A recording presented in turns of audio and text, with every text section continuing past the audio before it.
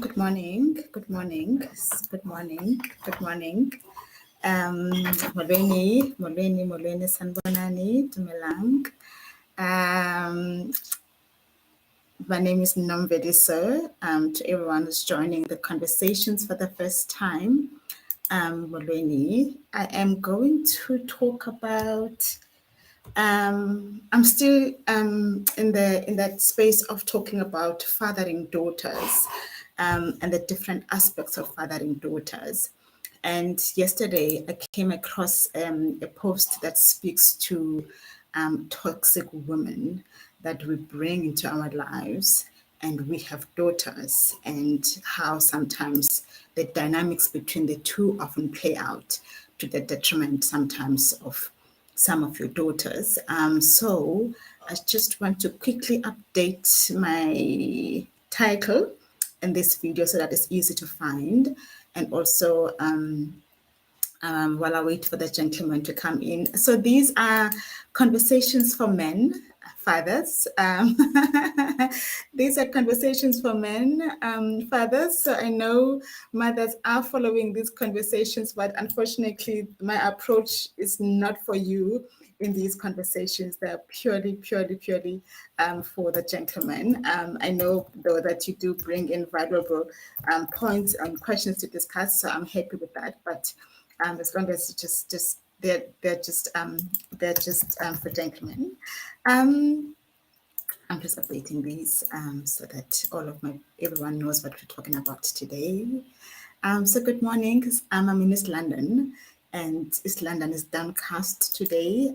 The weather is a bit downcast this morning, and I had a long night. I have a 2-year-old, so yeah, I had a long night, and I was trying to work throughout the night because I'm also an entrepreneur, and being a matured mother in your 40s and having run your own business your own way for the longest time takes a little bit of getting used to, but we're getting there.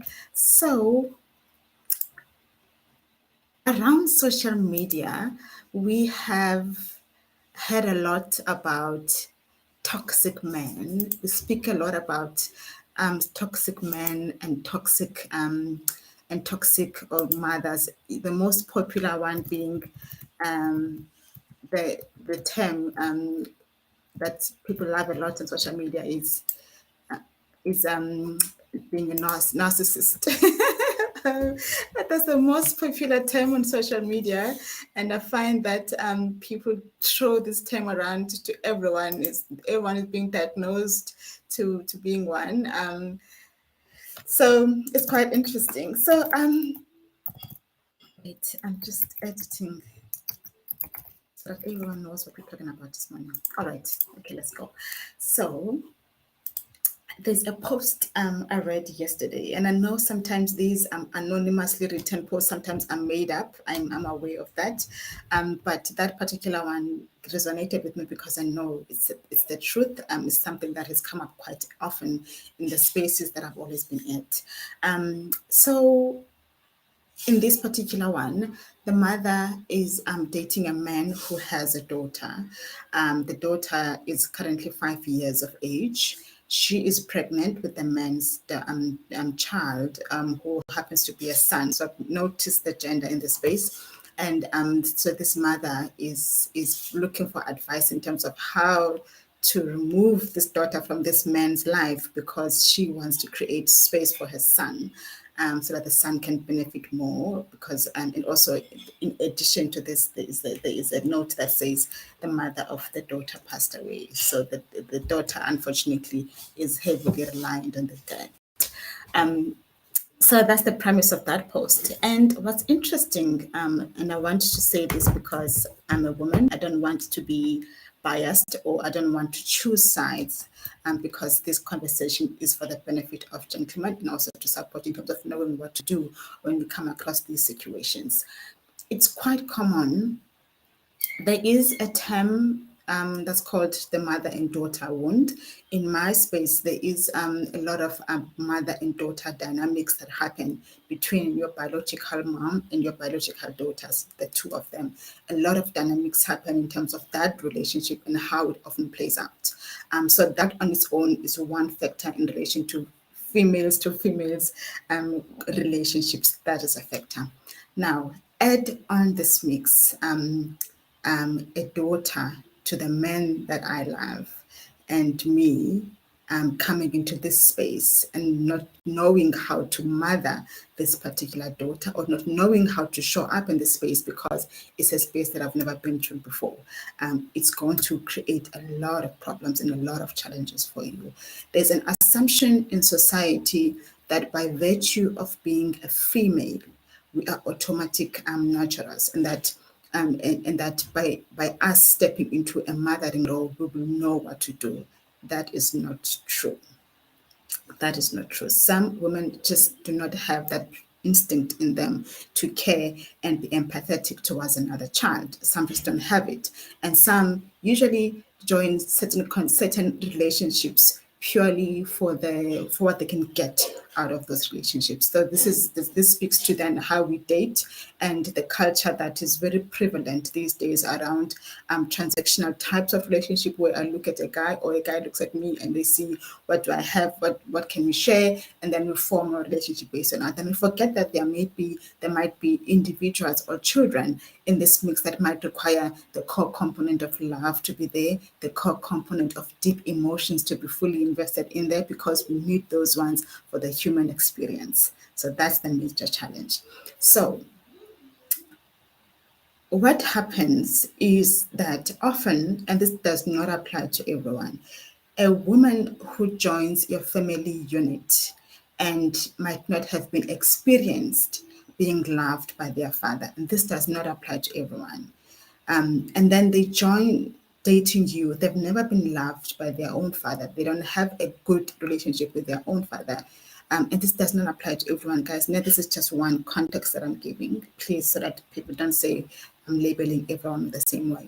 And also, even in this situation, this is a female who has never been fathered by their own father, and they have never dealt with all the issues and the traumas and the hurt and the pain that comes from yearning to be fathered by particular men who just never showed up. So you have not dealt with those things. They're still forming a huge part of your wound system. Oh, English girl was going to play with me this morning. I didn't sleep well. But they're going to play with your wound system in terms of how you view men, how you interact with men, and also your hang-ups and your pain points around men. So what then tends to happen is that you find that this one particular woman then meets a particular guy who loves her.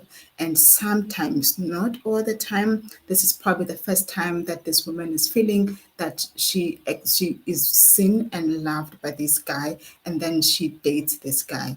And then comes in that the guy has a daughter. And then she spends her time, the woman, witnessing how this man is loving the daughter.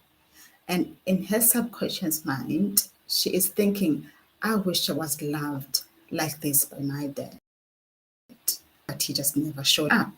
And if that woman has not dealt with this noise at the back of her head, she's gonna better to acknowledge that pain point as well for herself, because she has not dealt with it. That's why therapy and psychologists are important, because they help you to deal with this noise. So if she has not dealt with this noise, she's going to witness this man loving his daughter, and a reaction or a trigger point is going to happen where she's going to wish that this love was all coming to her, because she has never received that type of a love before. Or in some ladies, jealousy is going to be the first reaction that's going to come up, and she might not fully analyze where it's coming from. She just knows, but this situation doesn't make me happy, or this I don't want to. So she finds herself in a situation where she wants all this love for herself, and she doesn't like the situation where she's witnessing this man loving his daughter in a particular way. And therefore, because she has not dealt with the noise, she's battling to acknowledge her issues. Is going to play out in particular ways, and most of them would be to unintentionally try and break up this relationship between between the father and the daughter. It's going to play out in different ways. One of the ways is that she's going to find herself too strict, with the daughter. Each time she comes over, she's going to unintentionally make the environment difficult for her so that she doesn't enjoy coming over, so that she spends less and less time with the dad as well. The second part is she's going to challenge the daughter. She's gonna find herself comparing her own self with the daughter in various ways. It's a very weird thing to witness and to watch, because sometimes it's unintentionally intentional. In the sense that if a person has not dealt with their inner wounds, certain things play out and they might not have control over them per se, because they're still in a state of denial, and they have not fully owned that actually I was hurt by my absent dad, and I don't know what to do with that hate. Or sometimes the absent dad might have done some things to her. Or in other females, she has a daughter, the father of her own daughter is fully absent and has been absent, and even in her own life, she carries the same experience. And then she meets this man who's loving his daughters, is going to play out. She's going to want all of that for her own kids. It happens. She's going to be this woman who shouts a lot and makes life uncomfortable for everyone in the house, because that inner wound is going to just play randomly throughout the life, throughout the day, because she has no filter, she has no control of it, because she has not fully acknowledged that she's feeling some kind of way about witnessing this man loving his daughters. The other thing though around this is that if the man's daughter is a teenager, they say preteen. At 5 years, 6 years, they're fine. Preteen, the daughter is going to learn to fight for herself. That's where the drama is going to come in. The daughter is going to learn to fight for herself. And also, because if this woman is giving her toxic vibes, the daughter is going to absorb the toxic vibes and give them back. So now you're going to have these two females who are competing in terms of winning over the whole affectionate love of the dead, to the detriment of the whole family unit. But the one who is a teen is virtually younger, and therefore is only responding to what she's been given, whereas the older one should be the one that says, hang on, what is happening with me here? Why am I feeling this way?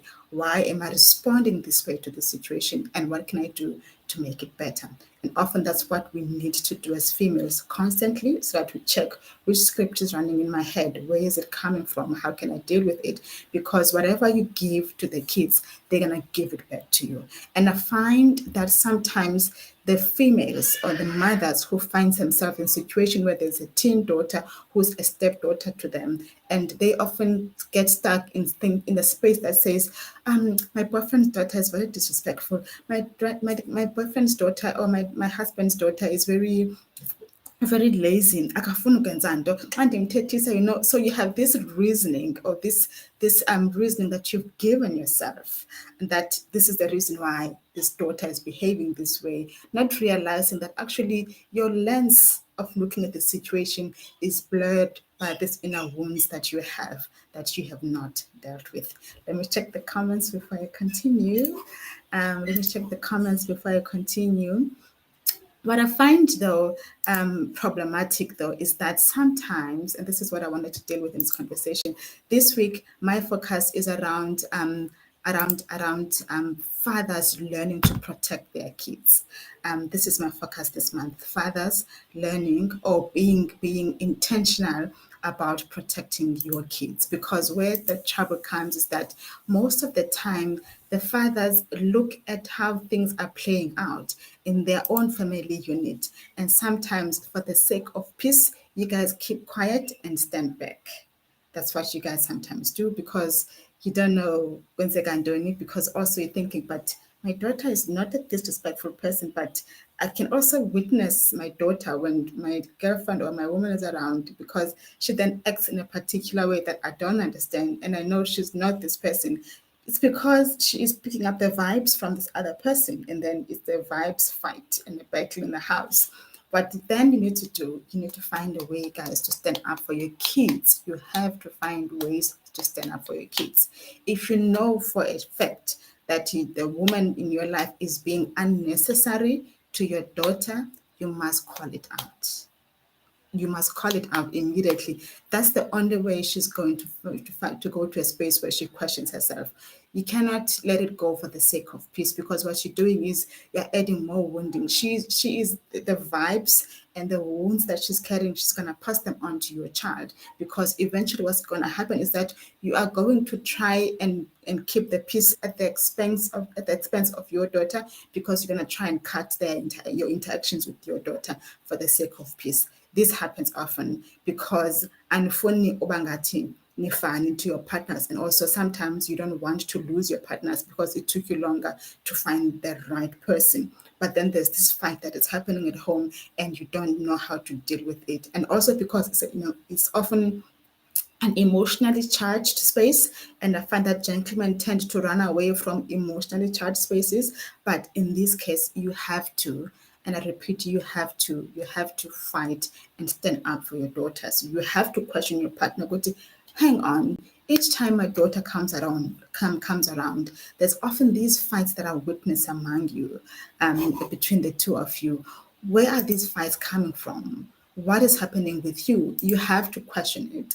It doesn't mean that each time a woman who has not been fathered has problems with their daughter, it's because of that reason. No, that's not the case. I'm just saying in some cases it is. Sometimes the other thing that tends to happen is that if the daughter stays with their primary caregiver, the mom, and she visits the families often. Sometimes fathers tend to go low on discipline because they want to please their daughters at all costs, which then tends to mean that most of the time, if their daughters do something wrong, you don't reprimand them. You kind of hope that your woman can handle that, and it should not be so. It's going to be difficult for any woman to discipline a daughter that they have not loved as yet. Otherwise, it's just going to create more problems between the two of them. So your role also needs to come into the center to say, I've got this new woman in my life and I've got my daughter. How do I make sure that they form their relationship first before we get into the fight and all the drama around us? Let me check the comments. Yes, the challenge often is in mixed families, blended families, and I think maybe next month I'm going to do a full-on segment about blended families, because there are many dynamics at play that often come in. One of the things that I think it's worth noting, that you have to form your family first before, even right at the beginning, when you're starting to date and agree on a long-term partnership, be it a marriage or cohabitation that's long-term. I was told to not use fat and set yesterday. Cohabitation that's more long-term. You have to form the relationship. If there are kids involved, you have to form the relationship. I call it family formations, my side. You have to be intentional about forming that relationship. What we tend to do is that Bestola, Begumnandi, we're meeting here and there, we decide to form, and then we just think, everything is just gonna move by default. It's not the case. Things have to be intentionally formed from the jump, because if you don't do so, a lot of things are going to come in that are going to kind of weigh down the union that you're trying to build and the family that you're trying to build.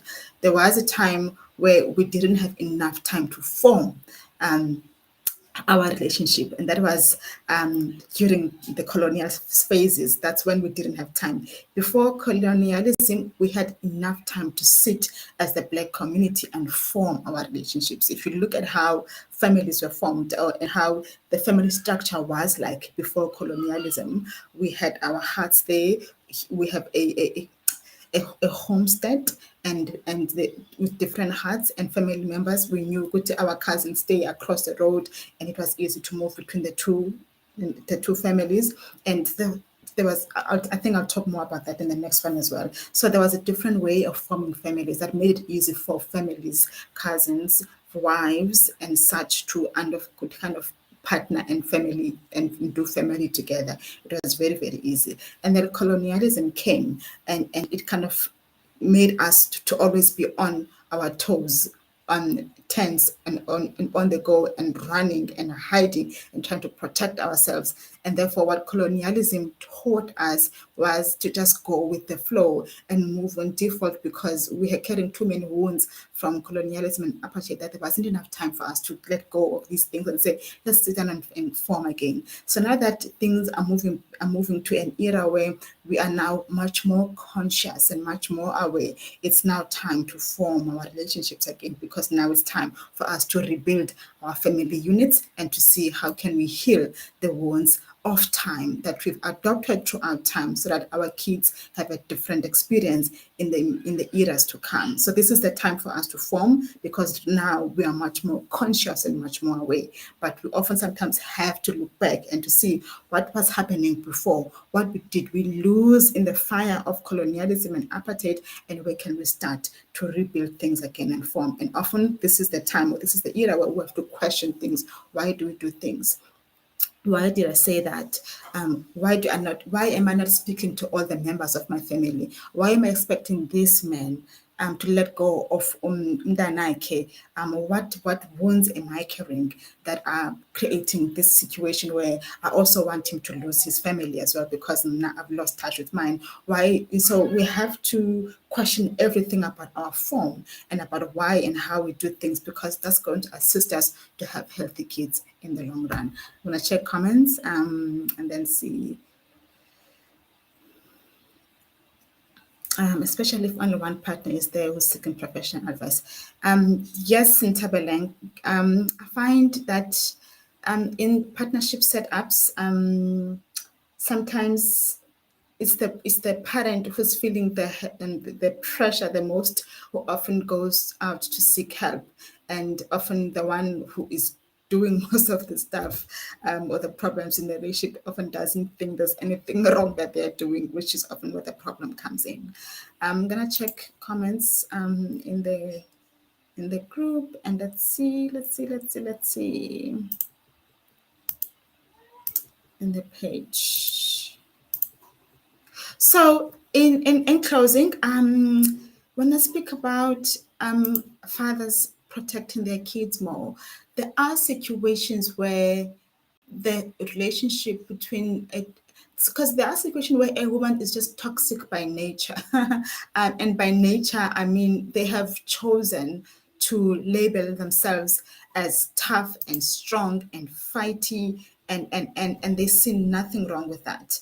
And their approach is always on fight mode all the time. Or they are selfish, or they want everything to come to them. There are those women who are just toxic, and they will ensure that they get what they want at all costs, even if it means hurting the kids or hurting the other people around. So there are those women that are like that. And there isn't much that sometimes a man can do to fix such a person. They have to go find healing or fixing for themselves. And sometimes, in order to safeguard your kids, you might have to let that person go.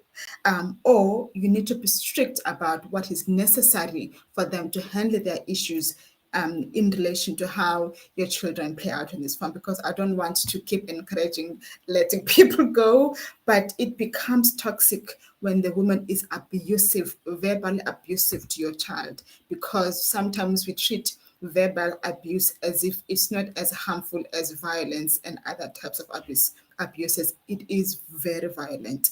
Verbal abuse is horrible, especially to kids, because it forms and creates an image of who they are that might not be the right image, and it takes long for those words to leave the kids. So it's much more toxic. So what would often be recommended is having a conversation with the partner to say, listen, sweetheart, we vibe together, we're going well as a partner, but the way that you talk to my daughter and the way that you relate to my daughter, it is not healthy.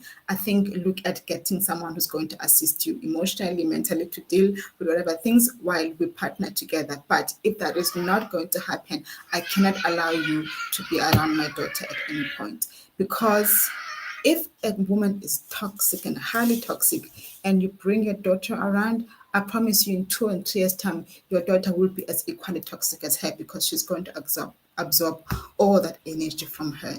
And that's the last thing that you need as a unit. Gents, are you here? Questions before I log out? We are sitting at 26 minutes. We're sitting at 26 minutes. Thanks, Ntabeleng. Thanks, Ntabeleng. All right. I think that's it. I think that's it. I think that's it. I think that's it.